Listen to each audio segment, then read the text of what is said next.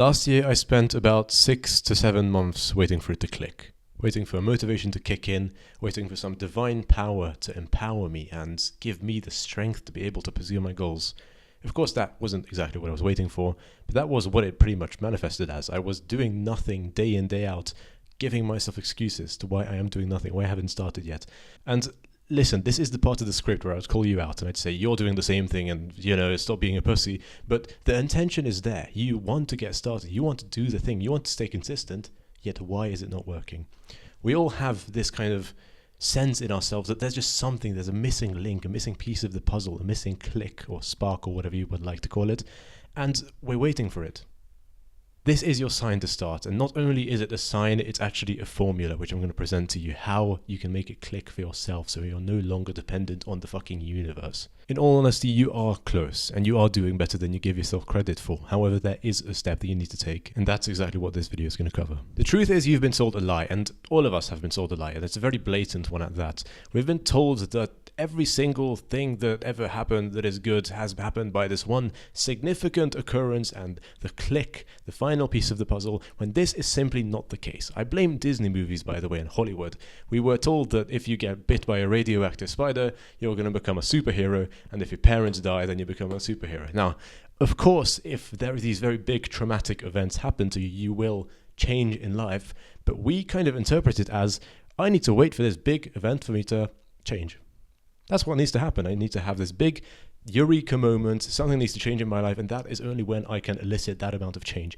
That's nowhere near the case. This is what change looks like. You go to bed, and then you wake up, and nothing has changed. Nothing seeming has ever changed. Nothing happens. When David Goggins was unloved, fat, racially abused, and down in the fucking trenches, do you think he had this huge eureka moment when he one day decided to become better? Of course he didn't. It never is like that. In reality, that never happens. And again, I don't mean to be offensive here, I did the exact same thing. I was in your shoes. I told myself that when I'm going to move houses, everything will be perfect. I'm going to pick up new habits, I'm going to start a new business, or whatnot. I told myself everything that we tend to tell ourselves when we change our environment. And yes, I'm not trying to demean our environment. It does play a huge role in who we are, but we are still the same person from the day where we're in this house and the day where we're here. What I tried to do was I tried to attribute this huge change in my environment to this huge change within myself. But that does not happen. The change within yourself does not happen in one day. It doesn't work like that. I thought this one thing, moving locations, would make me happy and erase all my woes, but that was nowhere near the case. The core problem here is that we are still the same people. Answer me this. Have you had the intention to do the thing? Have you had the intention to stay consistent, to start? Of course you have. You wouldn't be watching this video if you hadn't. The problem isn't the intention, the precursor. That you are well aware of. You really want to do the thing. The problem is that your brain doesn't interpret it as something that's plausible, as something that you should do. There is always something in the way. The problem is that our identity dictates everything that we do. When you see this image, this is supposed to be the kind of duck-rabbit debate image, you've probably seen this before. That kind of thing, where some people see it as a duck, some people see it as a rabbit. And that depends of your perception of things, how you are encoded, how your brain works. Some people will say it's a duck.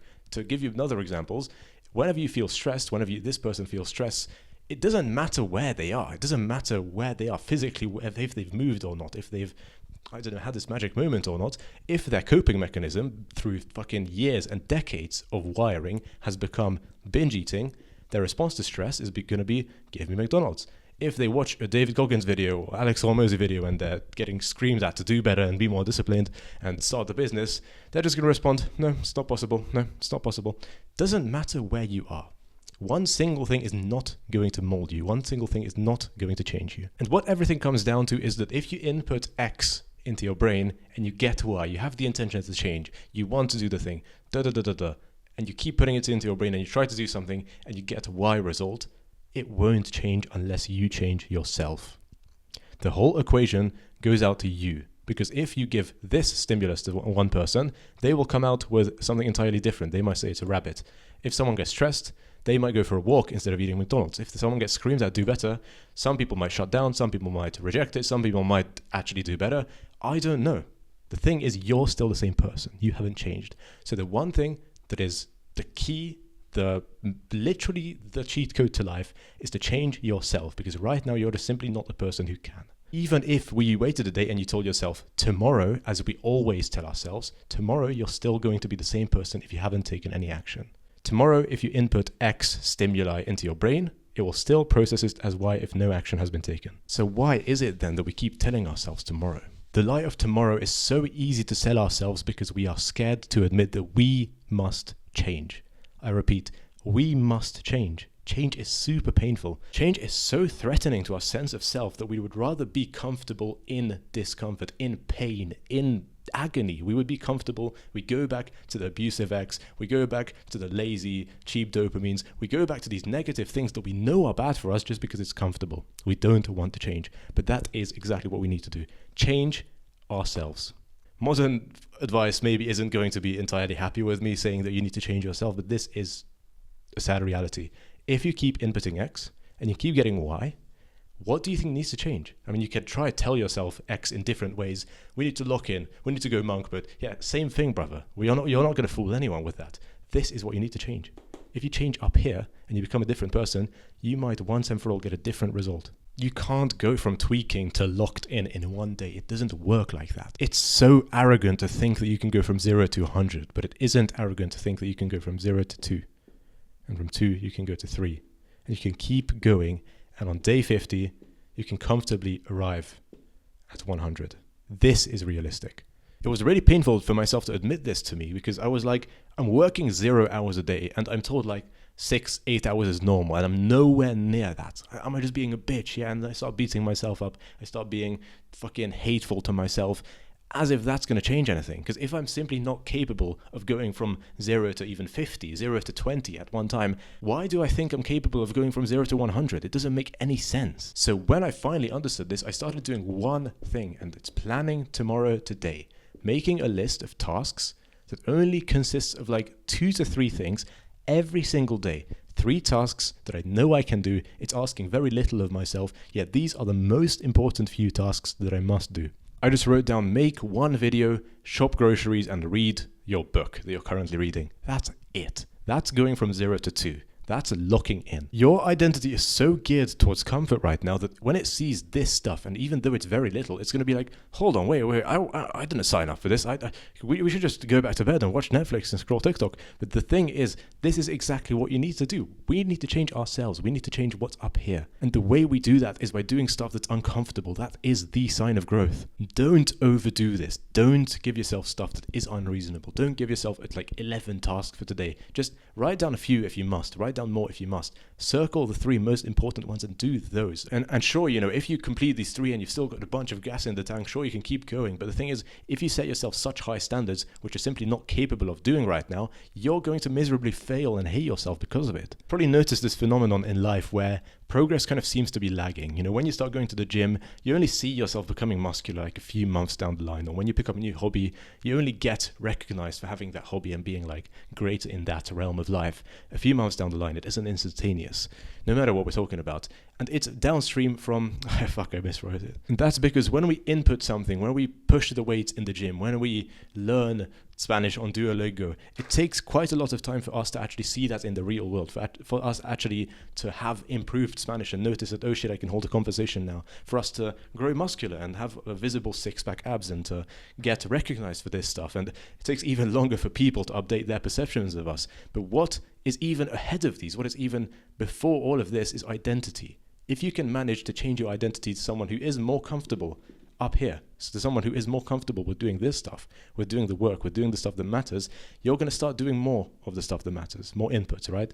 And once you start doing more inputs, you will eventually get more outputs. That is how it goes. It all starts with this. The reason you're not able to put in inputs is because you haven't done this yet. This is what it all comes down to. Confidence isn't having a big break and finally having a bunch of luck and having this big magnificent thing that happens to you. It's stacking all of these plan tomorrow today lists that you've done one after another. And what you will realize is that you've kept your word to yourself. You've remained congruent. You are the person who you say you are now. You're not constantly the person who has these big ambitions, high dreams, high hopes, sets themselves big expectations and targets, yet never really achieves them.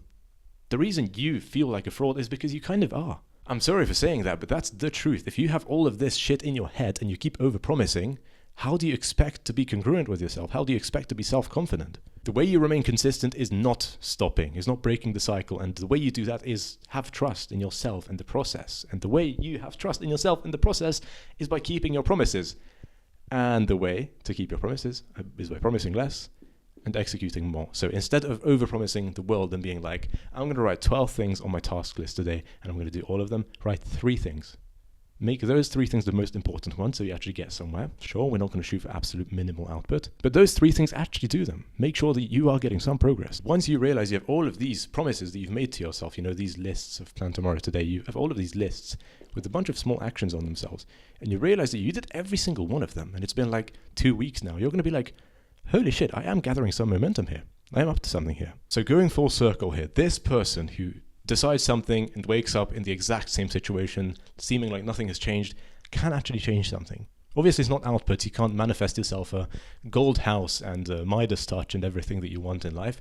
That's not the case. You can't control reality like that, but you can control your identity. You can choose to think like the person who you want to become. I repeat, you can choose to think like the person who you want to become. Get exactly clear on what you want, at least from this season of life, and who gets there. Is it the person who starts picking TikTok over the things that he actually needs to do? Probably not. So how would that person think? And slowly mold your identity, because identity changes will lead to input changes, and input changes will lead to output changes, and that is how you change your reality and lock in.